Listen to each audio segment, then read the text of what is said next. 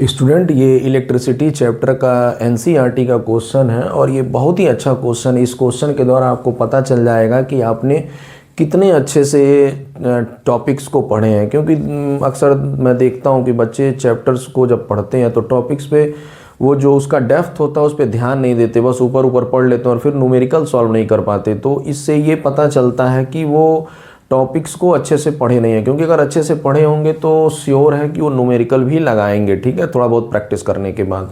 Otherwise अगर topic बढ़िया से नहीं पढ़े हैं तो हर न्यूमेरिकल में फंसेंगे या उनको फिर रटने वाली बात हो जाएगी, ठीक है। तो आइए देखते हैं, ये क्वेश्चन बहुत ही, it is a very good question, important also. आइए देखते हैं कि ये कैसे लगेगा, ठीक है।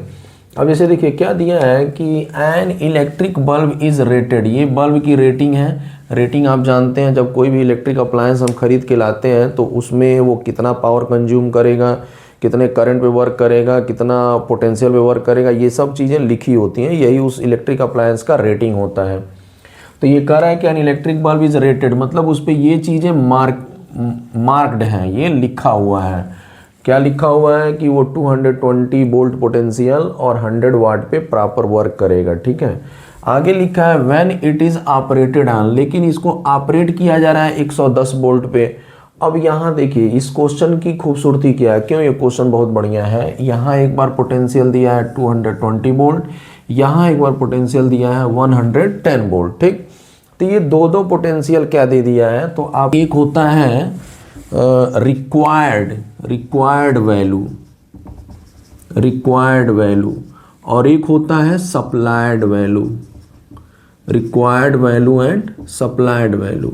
तो रिक्वायर्ड वैल्यू यहाँ अगर पोटेंशियल का देखें तो वो है 220 वोल्ट और सप्लाइड वैल्यू अगर देखें तो वो है 110 वोल्ट, ठीक है।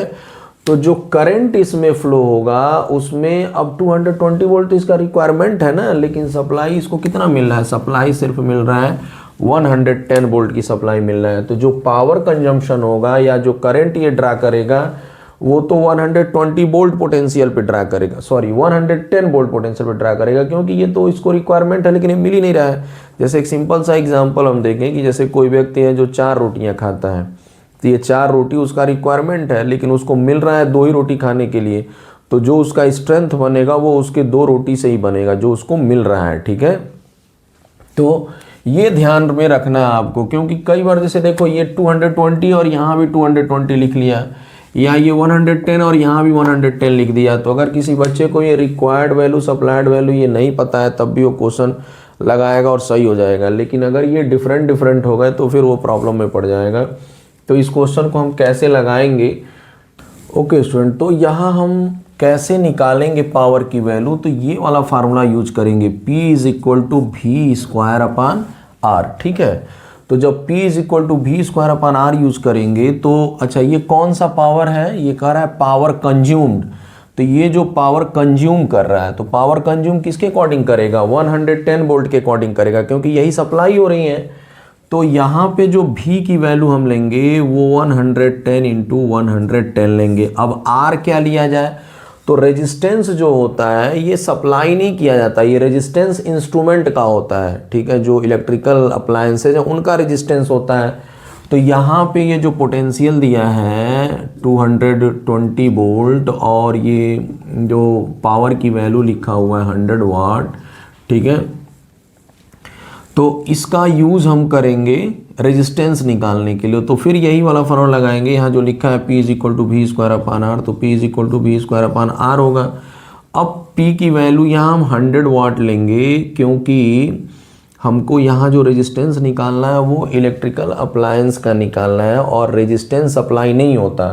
तो अब देखो इस केस में भी हमने 110 इंटू 110 लिया, क्यों, क्योंकि हम कौन सा पावर निकाल रहे हैं, कंज्यूम्ड पावर निकाल रहे हैं। ये जो पावर कंज्यूम हो रहा है उसको निकाल रहे हैं, और पावर कंज्यूम चूँकि इसको 110 वोल्ट का सप्लाई हो रहा है तो इसके अकॉर्डिंग वो पावर कंज्यूम करेगा, ठीक। अब यहाँ पे V की वैल्यू हम 220 लेंगे, क्यों, क्योंकि यहाँ हमको कंजम्पशन नहीं पावर का निकालना है, यहाँ तो हमको अप्लायंस का रेजिस्टेंस निकालना है। रेजिस्टेंस सप्लाई नहीं होता, तो जो रेजिस्टेंस की वैल्यू निकलेगी वो इसके रेटिंग के अकॉर्डिंग निकलेगा, जो यहाँ पे रेटिंग दिया हुआ है, ठीक। तो यहाँ से R की वैल्यू क्या हो जाएगी, V square upon P, V square तो ये हो जाएगा 210 इंटू 210 अपॉन 100 हो जाएगा। ये 2 जीरो कैंसिल हो गया। अब इसको कैलकुलेट करने की ज़रूरत नहीं है, हम चाहे तो इसको ऐसे ही छोड़ सकते हैं 20 इंटू 20 और ये ओम हो जाएगा इतना, ठीक है। देखो यहाँ मैं कैलकुलेट इसलिए नहीं कर रहा है क्योंकि रेजिस्टेंस की वैल्यू नहीं पूछा है, पावर की वैल्यू पूछा है, तो हम डायरेक्ट वहीं पे कैलकुलेशन करेंगे, ठीक। तो यहाँ जो R की वैल्यू हम रखेंगे, अब कितना आया है ये 20 इंटू 20, ठीक है।